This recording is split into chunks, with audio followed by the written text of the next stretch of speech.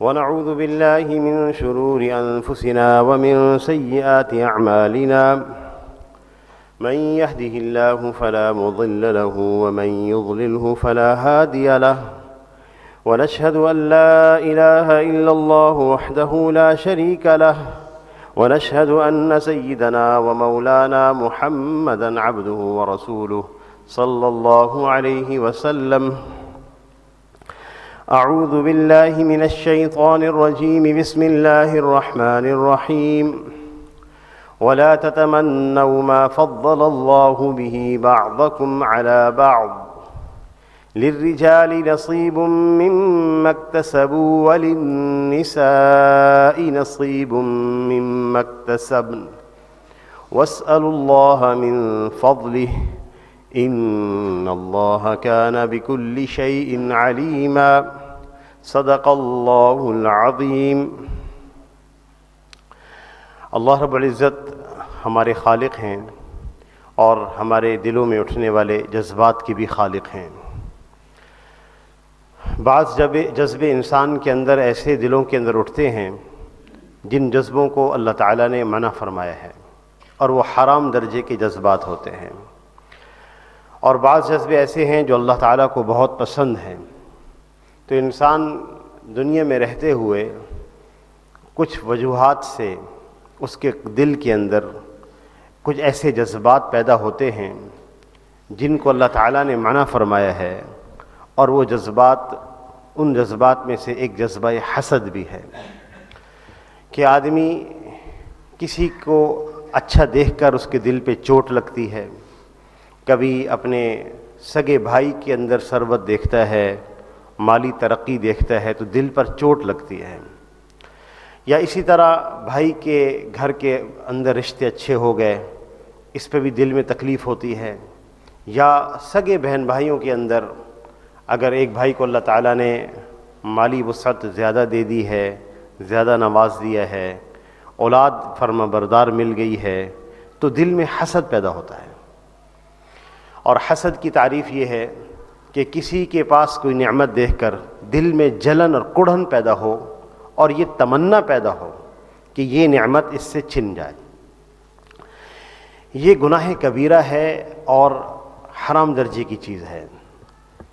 یاد رکھیے گا اللہ تعالیٰ نے ہمیں ایسا دین عطا فرمایا ہے جس کے ساتھ آسانیاں جڑی ہوئی ہیں، اور اللہ جل شانہ نے ہمیں حکم بھی دیا ہے، حکم پر عمل کا راستہ بھی دیا ہے.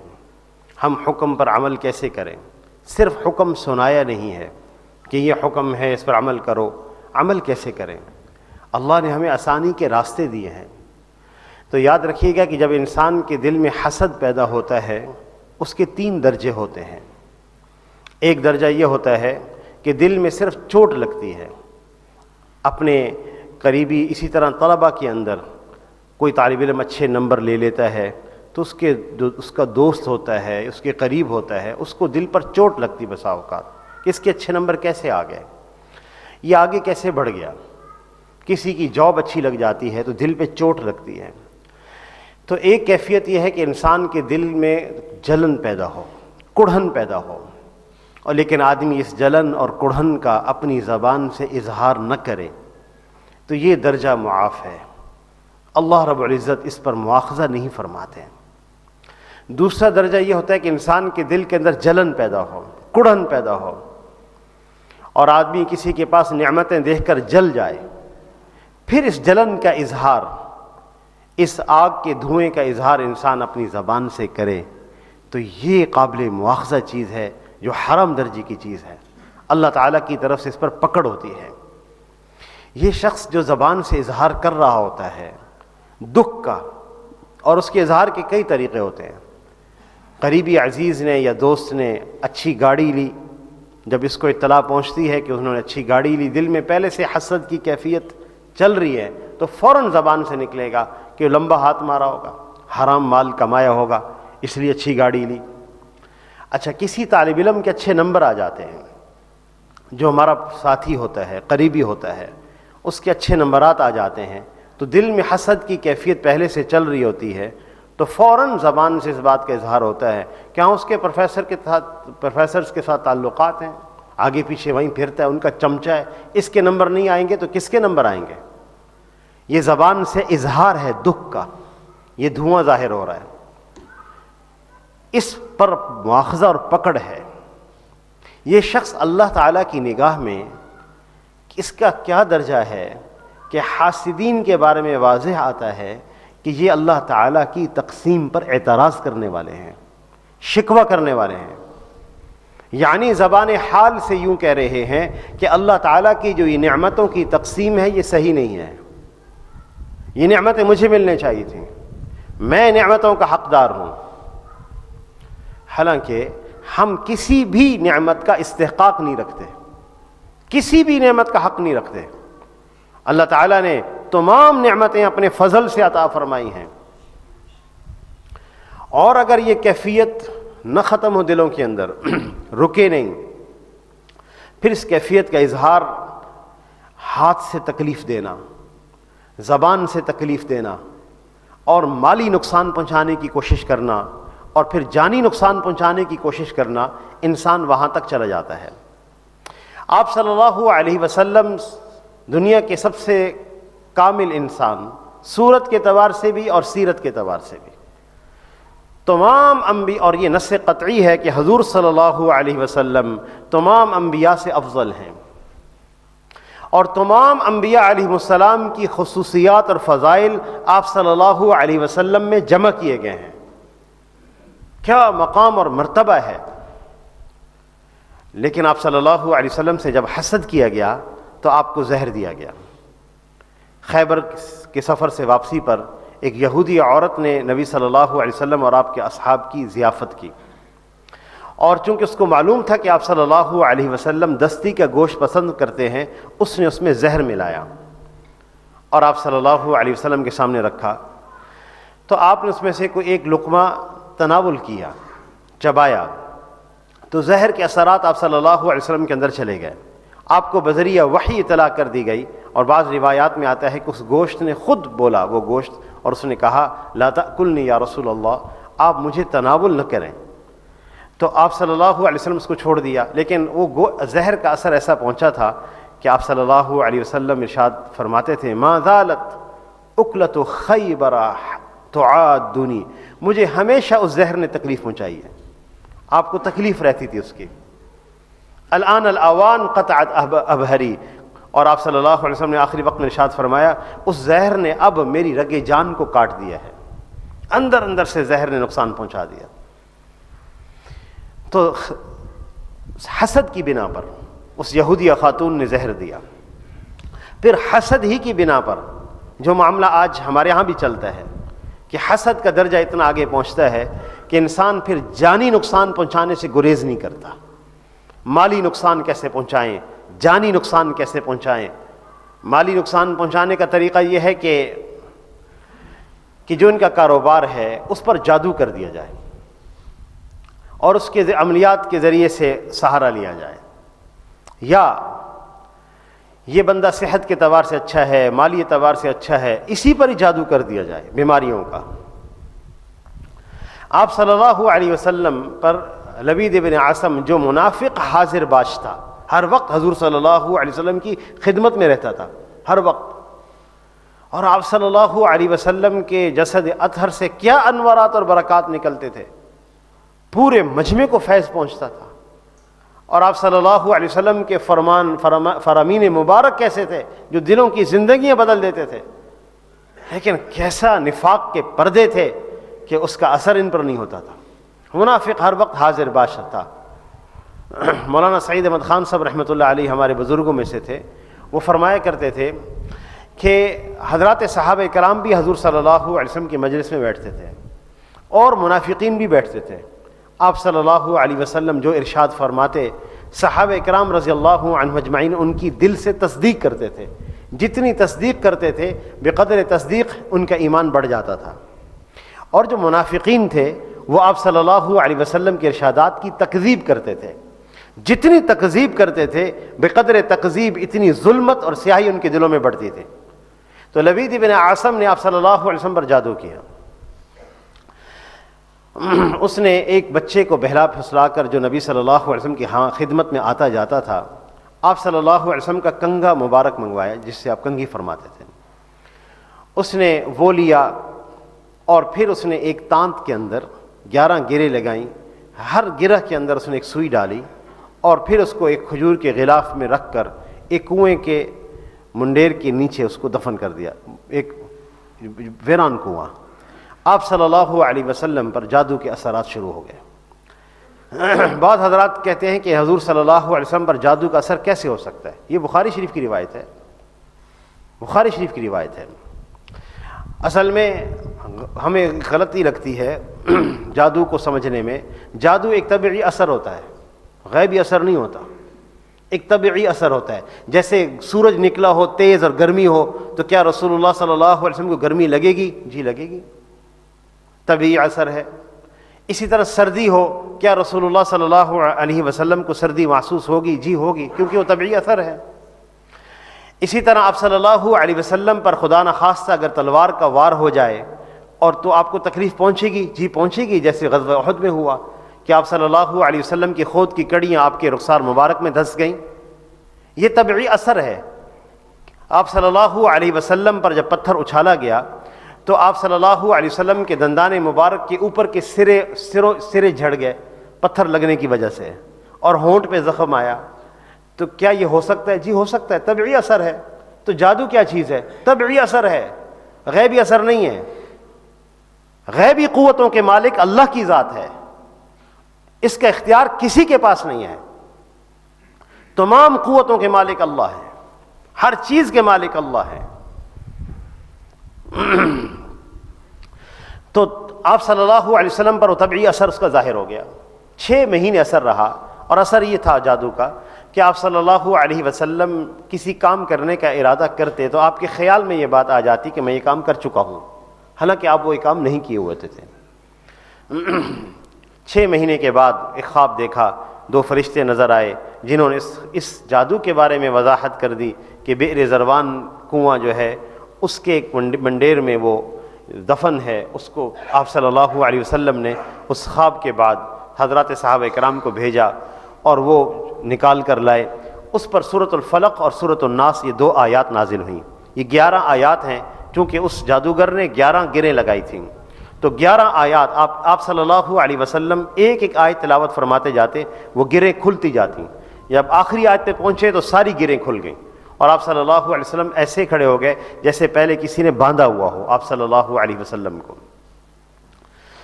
تو حسد کی بنا پر جادو کرنا، پھر حسد کی بنا پر نقصان پہنچانا، اللہ اکبر۔ اگر کوئی حسد کی وجہ سے ہم پر جادو کرے، خدا نخواستہ ہمارے کاروبار پر یا صحت کے اوپر، اور اس کی اطلاع ہو جائے کسی وجہ سے، معلوم ہو جائے کہ فلاں بندے نے جادو کیا ہے، کیا ہمیں اس کے خلاف جادو کرنا چاہیے یا نہیں کرنا چاہیے؟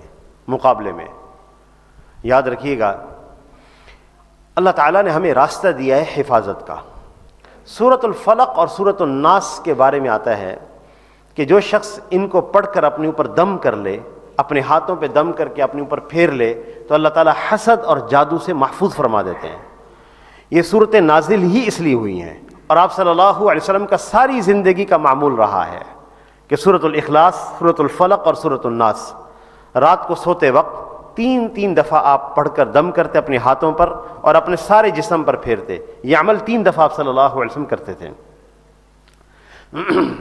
آپ صلی اللہ علیہ وسلم کو تو اس کی ضرورت بھی تھی اور حاجت بھی تھی، لیکن ہم امتی اس کی ضرورت کو نہیں سمجھتے، ہمیں کہتے ہیں ہمیں ضرورت نہیں ہے۔ میں آپ سے عرض کر رہا تھا کہ اگر خدا نخواستہ کوئی شخص جادو کرے ہمارے اوپر، صحت کے اوپر، مال پر، کاروبار پر، پھر ہمیں معلوم ہو جائے کہ اس شخص نے ہمارے اوپر جادو کیا کسی قرائن کی وجہ سے، کیا ہم اس کے مقابلے میں پھر ہمیں اس پر جادو کرنا چاہیے؟ عاملین کا سہارا لینا چاہیے، ایسے جو سفلی عملیات کرتے ہیں؟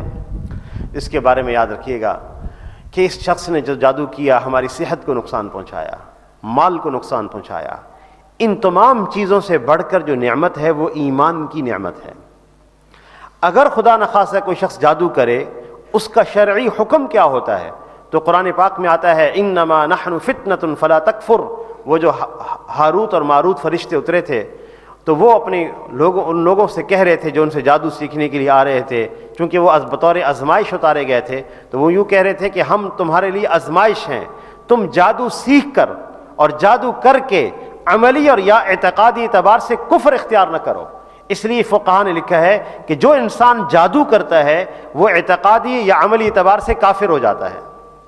ہمارے پاس ایک ہی تو نعمت ہے ایمان کی، جو سب سے اعلیٰ نعمت ہے، ہم اپنی ایمان کی نعمت کو ہاتھ سے کیوں گنوائیں؟ اس لیے اللہ تعالیٰ نے ہمیں حفاظت کے اعمال دیے ہیں، اس کا ہم اہتمام کریں گے۔ تو میں آپ سے حسد کے بارے میں عرض کر رہا تھا کہ انسان حسد کرتے ہوئے یہ تمنا کرے کہ نعمت اس سے چھن جائے، اور پھر یہ درد اور جلن کا اظہار اپنی انسان زبان سے کرے، یہ مواخذے کی چیز ہے۔ یہ انسان اللہ کی نگاہ میں حقیر ہو جاتا ہے، یہ شخص اللہ کی تقسیم پہ راضی نہیں ہے۔ اللہ جل شانہ کے ارشاد ہے، یہ آیت مجھے اور آپ کو اپنے سامنے رکھنی ہوگی، وَلَا تَتَمَنَّوْا مَا فَضَّلَ اللَّهُ بِهِ بَعْضَكُمْ عَلَى بَعْضٍ، مت تمنا کیا کرو جو فضیلت ہم نے لوگوں کو اور لوگوں پر دے رکھی ہے۔ کسی کو ہم نے مال زیادہ دیا ہے، کسی کو ہم نے خوبصورتی زیادہ دی ہے، کسی کو ہم نے اولاد زیادہ دی ہے، کوئی نعمت کسی کو دی ہے، ہم نے نعمتوں کی تقسیم کر رکھی ہے۔ تم تمنا نہ کیا کرو کہ ہمیں ملنی چاہیے، ہمیں ملنی چاہیے۔ اس تمنا سے مراد حسد نہ کیا کرو، وگرنہ آدمی کسی کے پاس کوئی نعمت دیکھے۔ اور ایک تیسرا راستہ اللہ نے ہمیں دیا ہے، اگر ہم کسی کے پاس کوئی نعمت دیکھیں، اپنے بھائی کے پاس، اپنے خاندان والوں کے پاس، اپنے قریبی عزیز کے پاس کوئی نعمت دیکھیں، دوست کے پاس کوئی نعمت دیکھیں، دل میں جلن پیدا ہو، ہمارے پاس ایک راستہ ہے، ہم فوراً یہاں پہ اللہ سے سوال کریں گے، وَاسْأَلُوا اللَّهَ مِنْ فَضْلِهِ، تمنا حسد نہ کیا کرو، ہمارا فضل ہم سے مانگا کرو۔ تم نے جو نعمت دیکھی ہے یوں دعا کر لیا کرو، اللہم ارزقنی مثلہ، اے اللہ اس جیسی نعمت مجھے بھی عطا فرما دیں، اس جیسی نعمت مجھے بھی عطا فرما دیں۔ یہ ان کے پاس اعلیٰ گاڑی ہے، مجھے بھی عطا فرما دیں۔ ان کے پاس اعلیٰ مکان ہے، مجھے بھی عطا فرما دیں۔ ان کے پاس اولادیں ہیں، اے اللہ مجھے بھی عطا فرما دیں۔ ان کے پاس فلاں نعمت ہے صحت کی، مجھے بھی عطا فرما دیں۔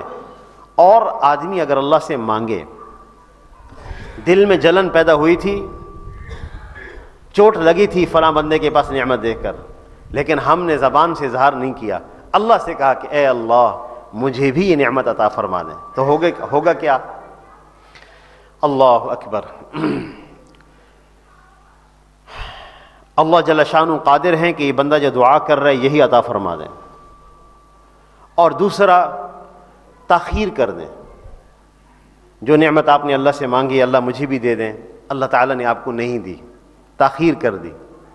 ہم انتظار میں ہیں کہ پتہ نہیں کب دعا قبول ہوگی، انتظار میں ہیں۔ آپ صلی اللہ علیہ وسلم کا ارشاد ہے، افضل العبادت انتظار الفرج، دعا مانگنے کے بعد کشادگی اور نعمت کے ملنے کے انتظار میں رہنا افضل ترین عبادت ہے۔ ہم عبادت میں ہیں اللہ سے مانگ کر، اور پھر اس کے خزانوں کا معاملہ یہ ہے کہ آپ صلی اللہ علیہ وسلم کا ارشاد ہے کہ جو دعا مانگی جائے 3 چیزوں میں سے ایک چیز ضرور عطا ہوتی ہے۔ ہم نے کسی کے پاس نعمت دیکھی، دل پر چوٹ لگی، زبان سے اظہار نہیں کیا، اللہ سے کہہ دیا اللہم ارزقنی مثلہ، اے اللہ مجھے بھی اس طرح کی نعمت دے دیں، زبان سے کہہ دیا۔ یاد رکھیے گا، ایک چھوٹی سی بات میں عرض کر دوں، وَاسْتَعِن بِاللَّهِ، ایک لمبی حدیث ہے جس کا ایک چھوٹا سا جملہ ہے، وَاسْتَعِن بِاللَّهِ، اللہ سے مانگو، اللہ سے مدد مانگو۔ شارحین حدیث نے اس کی عجیب تشریح کی ہے، جب تم کسی شخص کو کسی فضیلت میں دیکھو، کسی نعمت میں دیکھو، عمل کے اعتبار سے، اچھے اعمال کے اعتبار سے بہت آگے چلے گئے ہیں، علم کے اعتبار سے، مال کے اعتبار سے، کسی بھی نعمت کے اعتبار سے، تو دل میں یہ خیال نہ ہو کہ دل میں خیال نہ آئے کہ ہمیں تو یہ نعمت نہیں مل سکتی، مجھے تو نہیں مل سکتی، میرے اندر اتنی استعداد نہیں ہے، میں تو یہ کر نہیں سکتا، میرے اندر اتنی استعداد نہیں ہے۔ نہیں، یوں نہ کہو، بلکہ اس موقع پر اللہ سے مانگو کہ اے اللہ مجھے بھی یہ عطا فرما دیں۔ وہ بڑی قدرت والے ہیں، بڑی طاقت والے ہیں، ان کے خزانے لامحدود ہیں، انہوں نے سب کو عطا فرمایا ہے، وہ اللہ جل شانہ مجھے بھی عطا فرما سکتے ہیں۔ اور اگر بالفرض والمحال وہ نعمت نہ ملی جو میں نے مانگا، اس پر دل میں قلق ہوا، ایک گھٹن سی ہوئی، اس قلق اور گھٹن پر بھی اللہ پاک اجر عطا فرماتے ہیں. ہمارے لیے تو ملنے کی چیزیں ہیں, ہم اللہ سے لیں, وہ دینے والے ہیں, ہر موقع پہ دے رہے ہیں. تو وَلَا تَتَمَنَّوْا مَا فَضَّلَ اللَّهُ بِهِ بَعْضَكُمْ عَلَى بَعْضٍ, مت حسد کیا کرو جو فضیلت ہم نے لوگوں کو دوسرے لوگوں پر دے رکھی ہے, ان نعمتوں میں حسد نہ کیا کرو. اللہ جل شانہ اصحاب حکمت کو جزائے خیر عطا فرمائے, جنہوں نے ہمیں راستے دیے. یہ جو ہر دفعہ کسی کے پاس نعمت دیکھ کر دل میں جلن ہوتی رہتی ہے, یہ ایک بندہ خاص ہے. جب بھی اس کو کوئی نعمت ملتی ہے مجھے جلن ہوتی ہے, مجھے دکھ ہوتا ہے. جب وہ بندہ آگے گزرتا ہے مجھے جلن ہوتی ہے. یہ ہر وقت نہیں رہنی چاہیے, ہر وقت نہیں رہنی چاہیے بات. اس کا علاج کرنا چاہیے. اس کا علاج اصحاب حکمت نے ہمیں دیا, اس کا اہتمام کریں. انشاءاللہ 20 دفعہ اگر آپ اس کا اہتمام فرما لیں گے, امید ہے کہ یہ چیز دل سے ختم ہو جائے گی. ایک یہ ہے کہ جس شخص کو اللہ نے نعمت دی ہے, جس کی وجہ سے ہمارے دل پہ چوٹ لگی ہے, اس شخص کے حق میں خیر کی کثرت کی دعا کی جائے. اے اللہ ان کو اور خیر عطا فرما, اپنا اور فضل عطا فرما, اور جو نعمت اس بندے کو ملی ہے اس کو مبارکباد دے. اللہ آپ کو اس میں برکت عطا فرمائے. اور پھر اس شخص کا تذکرہ برائی کے ساتھ کبھی پیٹھ پیچھے نہ کریں, اور موقع ملے, جب بھی ملے تو نیاز بندی سے ملاقات ہو, اور موقع ملے تو ہدیہ دیا جائے. اگر کوئی ان باتوں کا اہتمام کر لے, اللہ تعالیٰ دل سے جلن اور کڑھن کو دور فرما دیں گے. ایک چیز نعمتیں دیکھ کر غبطہ ہوتا ہے, رشک جسے کہتے ہیں, اس کی اجازت ہے. آدمی کسی کے پاس نعمت دیکھے, دل میں آئے میرے پاس بھی ہونی چاہیے, تو اللہ سے مانگ لے, اس کی اجازت ہے. آپ صلی اللہ علیہ وسلم کے ارشاد ہے, لا حسد الا فی اثنتین, کہ 2 چیزوں کے علاوہ کسی اور چیز میں حسد جائز نہیں, غبطہ جائز نہیں. نمبر 1, وہ شخص رجل آتاہ اللہ القرآن فہو یقوم بہ آناء اللیل و آناء النہار, ایک وہ شخص جس کو اللہ تعالیٰ نے قرآن پاک کی دولت عطا کر رکھی ہے, جس کی وجہ سے وہ رات دن تلاوت کرتا ہے. اس کی تمنا کیا کرو, اللہ ہمیں بھی یہ دولت دے. اس کا حکم ہے, تمنا کرو, اس کی تمنا کرو. اس لیے کہ حدیث میں آتا ہے, آپ صلی اللہ علیہ وسلم کے ارشاد ہے, ایک شخص وہ ہے جس کو اللہ تعالیٰ نے علم اور حکمت دی ہے, علم بھی دی ہے, خدا خوفی بھی دی ہے, اور مال بھی عطا فرمایا ہے. اب یہ شخص مال کو اللہ کی راہ میں خرچ کر رہا ہے, اور وہ صلہ رحمی بھی کر رہا ہے, حقوق بھی ادا کر رہا ہے, مالدار آدمی ہے, اور خدا خوفی بھی ہے. ایک وہ شخص جس کو اللہ تعالیٰ نے مال نہیں دیا, حکمت دے رکھی ہے, خدا خوفی دے رکھی ہے, اس کے دل میں یہ تمنا ہے کہ کاش میرے پاس بھی مال ہوتا تو میں بھی اس طرح خرچ کرتا, میں بھی صلہ رحمی میں خرچ کرتا, میں بھی حقوق العباد میں خرچ کرتا. حدیث میں آتا ہے کہ فہما اجرہما سواء, کل قیامت کے دن یہ دونوں شخص اجر میں برابر ہیں.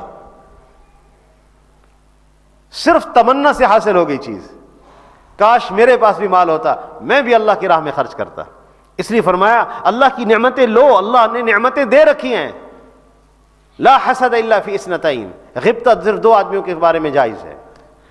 نمبر 1, جس کو اللہ نے قرآن کی نعمت دی ہو اور وہ رات اور دن اس کی تلاوت کرتا ہو. ورجل آتاہ اللہ مالا, اور وہ شخص جس کو اللہ نے مال دیا ہو, فہو ينفق به آناء اللیل وآناء النہار, اور وہ دن اور رات اس کو خرچ کر رہا ہو.